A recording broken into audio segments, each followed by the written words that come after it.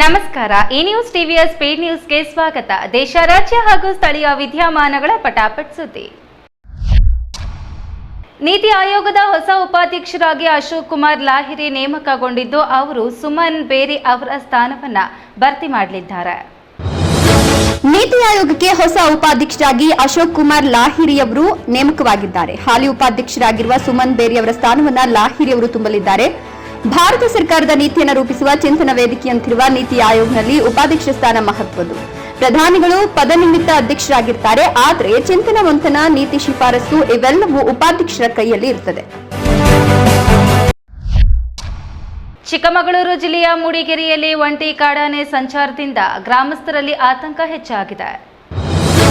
ಮಲೆನಾಡು ಪ್ರದೇಶದಲ್ಲಿ ಕಾಡಾನೆಗಳ ಉಪಟಳ ದಿನೇ ದಿನೇ ಹೆಚ್ಚುತ್ತಾ ಇದ್ದು, ಚಿಕ್ಕಮಗಳೂರು ಜಿಲ್ಲೆಯ ಮೂಡಿಗೆರೆ ತಾಲೂಕಿನ ಗಡಿಭಾಗದಲ್ಲಿ ಮತ್ತೊಮ್ಮೆ ಆತಂಕದ ವಾತಾವರಣ ನಿರ್ಮಾಣವಾಗಿದೆ.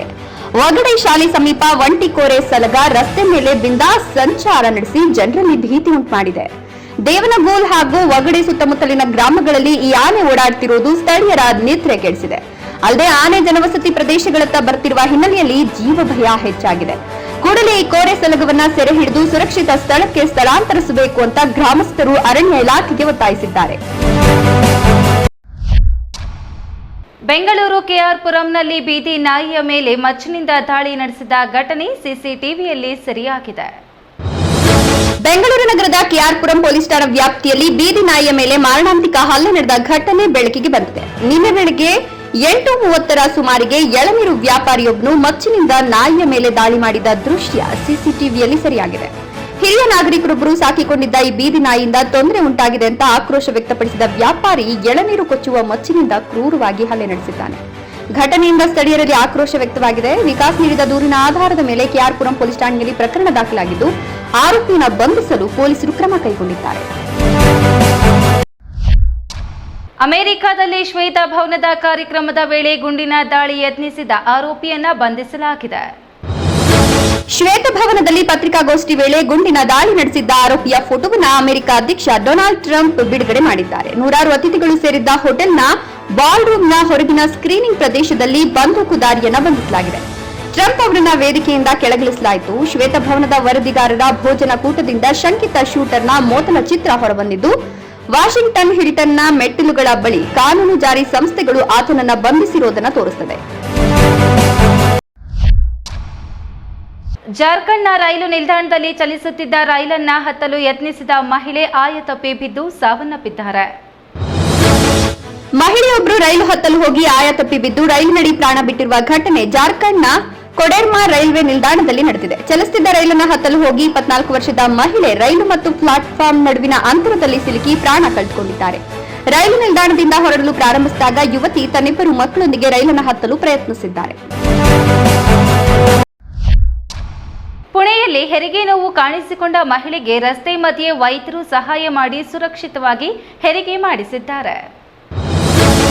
ರಸ್ತೆಯಲ್ಲಿ ನಡ್ಕೊಂಡು ಹೋಗ್ತಿರುವಾಗ ಗರ್ಭಿಣಿಯೊಬ್ಬರಿಗೆ ಹಠಾತ್ತನೆ ಹೆರಿಗೆ ನೋವು ಕಾಣಿಸಿಕೊಂಡಿತ್ತು. ಸ್ಥಳೀಯರ ಸಹಾಯದಿಂದ ವೈದ್ಯರು ರಸ್ತೆಯಲ್ಲಿ ಹೆರಿಗೆ ಮಾಡಿಸಿರುವ ಘಟನೆ ಪುಣೆಯಲ್ಲಿ ನಡೆದಿದೆ. ಮಹಿಳೆ ನೋವಿನಿಂದ ನರಳುತ್ತಾ ಇದ್ರು. ಸುತ್ತಮುತ್ತಲಿನ ಪರಿಸ್ಥಿತಿ ಒಂದು ಕ್ಷಣ ಸ್ತಬ್ಧವಾಯಿತು. ಮಹಿಳೆಯರು ಸುತ್ತುವರೆದು ತಮ್ಮ ಸೀರೆ ಹಾಗೂ ದುಪ್ಪಟ್ಟವನ್ನೇ ಪರದೆಯಂತೆ ಹಿಡಿದು ಸಹಾಯ ಮಾಡಿದ್ರು. ಪುರುಷರು ವಾಹನಗಳ ಸಂಚಾರವನ್ನು ತಡೆದು ರಸ್ತೆಯಲ್ಲಿ ದಾರಿ ಮಾಡಿಕೊಟ್ರು. ಅಲ್ಲಿ ಯಾರಿಗೆ ಸಂಬಂಧಿಕರಲ್ಲದಿದ್ರು ಎಲ್ಲರ ಉದ್ದೇಶ ಆ ತಾಯಿ ಮತ್ತು ಮಗುವನ್ನ ರಕ್ಷಿಸುವುದೊಂದೇ ಆಗಿತ್ತು. ಬೀದರ್ನಲ್ಲಿ ಅಕ್ರಮವಾಗಿ ಸಾಗಿಸುತ್ತಿದ್ದ ಗೋವುಗಳನ್ನು ತಡೆದು ಬಿಜೆಪಿ ಶಾಸಕ ಶರಣು ಸಲಕರ ರಕ್ಷಣೆ ಮಾಡಿದ್ದಾರೆ. ಬೀದರ್ನಲ್ಲಿ ಅಕ್ರಮವಾಗಿ ಗೋವುಗಳನ್ನು ಸಾಗಾಟ ಮಾಡುತ್ತಿದ್ದ ವಾಹನವನ್ನು ತಡೆದು ಅವುಗಳನ್ನು ಸ್ವತಃ ಶಾಸಕರೇ ರಕ್ಷಣೆ ಮಾಡಿರ್ತಕ್ಕಂಥ ಘಟನೆ ಬಸವ ಕಲ್ಯಾಣ ತಾಲೂಕಿನ ಅಲಗೂಡ ಗ್ರಾಮದ ಸಮೀಪ ನಡೆದಿದೆ. ಬಸವ ಕಲ್ಯಾಣದಿಂದ ಅಲಗೂಡ ಚಿಟ್ಟ ಗ್ರಾಮದ ಮೂಲಕ ಮಹಾರಾಷ್ಟ್ರಕ್ಕೆ ಸಾಗಿಸುತ್ತಿದ್ದ ಒಂದೆರಡಲ್ಲ ಬರೋಬ್ಬರಿ 23 ಗೋವುಗಳನ್ನು ಬಿಜೆಪಿ ಶಾಸಕ ಶರಣು ಸಲಗರ ರಕ್ಷಣೆ ಮಾಡಿದ್ದಾರೆ. ಝೋಜಿಲಾ ಪಾಸ್ನಲ್ಲಿ ಭಾರೀ ಹಿಮಪಾತ ಸಂಭವಿಸಿದ್ದು ಶ್ರೀನಗರ ಲೇಹ್ ಹೆದ್ದಾರಿ ಬಂದ್ ಮಾಡಲಾಗಿದೆ. ಜಮ್ಮು ಮತ್ತು ಕಾಶ್ಮೀರದಲ್ಲಿ ಭಾರೀ ಹಿಮಪಾತವಾಗುತ್ತಿದೆ. ಝೋಜಿಲಾ ಪಾಸ್ನ ಶೈತಾನ್ ನಲ್ಲದಲ್ಲಿ ಹಿಮಪಾತ ಸಂಭವಿಸಿದ್ದು ರಕ್ಷಣಾ ಕಾರ್ಯಾಚರಣೆ ಮುಂದುವರೆದಿದೆ. ಈ ಹಿಮಪಾತದಿಂದಾಗಿ ಶ್ರೀನಗರ ಲೇಹ್ ರಾಷ್ಟ್ರೀಯ ಹೆದ್ದಾರಿಯನ್ನ ಬಂದ್ ಮಾಡಲಾಗಿದೆ. ಶ್ರೀನಗರ ಲೇಹ್ ಹೆದ್ದಾರಿಯಲ್ಲಿ ರಕ್ಷಣಾ ಕಾರ್ಯಾಚರಣೆ ಆರಂಭವಾಗಿದೆ.